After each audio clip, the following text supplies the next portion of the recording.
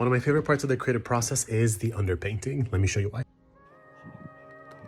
Don't forget the spikies. Ah, yes. Spot on. Beep, beep, beep. Little face. Now, let's add some shadows. Okay. On the neck over here. You guys see it? I definitely see it. Just like her big ol' eyes. And now we want to start to draw in the background. Have her wings and start to build out that shape now. Gorgeous. It's just not fair to her.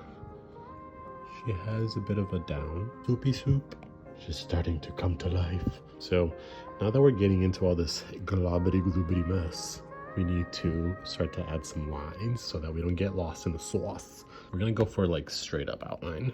We know that her chin is quite thin, so I'm just gonna draw a little point right there. Then she has a nice little curvity curve for the cheeks. The cheeks, they really start to curve at where the eye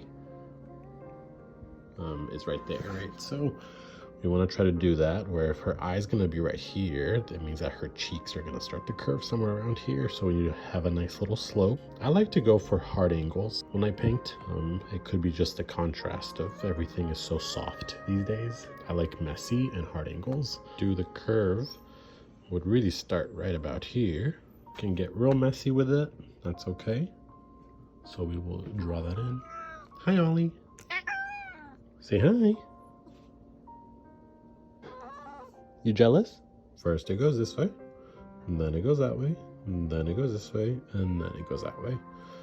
And it's a little bit of a taper at the end there, but not too drastic of a thing.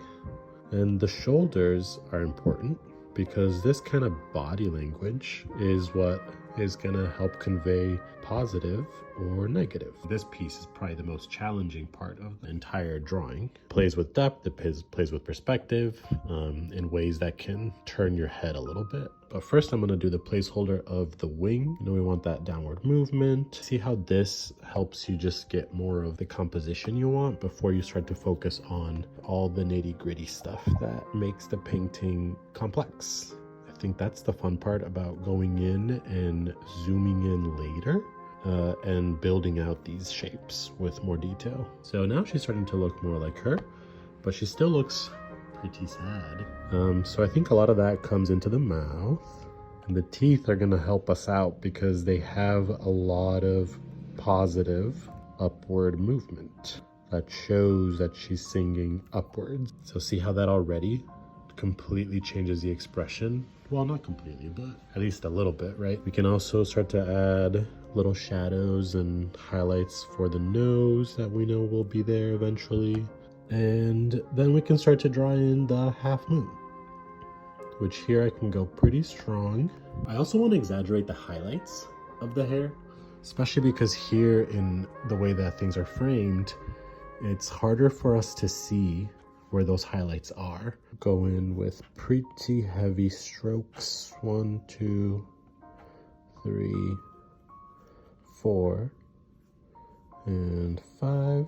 If we want to break it down to really the simplest shapes, it's really an eye, right? That's kind of falling out of frame here. The midpoint is where her head or her hair ends, and it exaggerates past her shoulders and into this little ribbon. So with that in mind, it should be right around here. Point of it is going to be over here somewhere, and then it does expand past her shoulders for quite a bit and almost meets with the end of the wings. And it makes sense too that it's not centered, right? We're gonna have a little bit more of a lean on this right side and then less space on the left side. That's gonna convey that twisting of space. Depending on if you see more of my hand on the right or the left, it will change your perspective. And so what we wanna do here is I first like to exaggerate, and then you can just add the details as you go. Very crudely building it out at this stage so that we understand what the composition is even going to be. Care and the details will come in later. That is usually how I like to do the underpainting. It's a very quick process. It doesn't have to be super detailed. You definitely will have to go in and flesh it out way more than it currently is,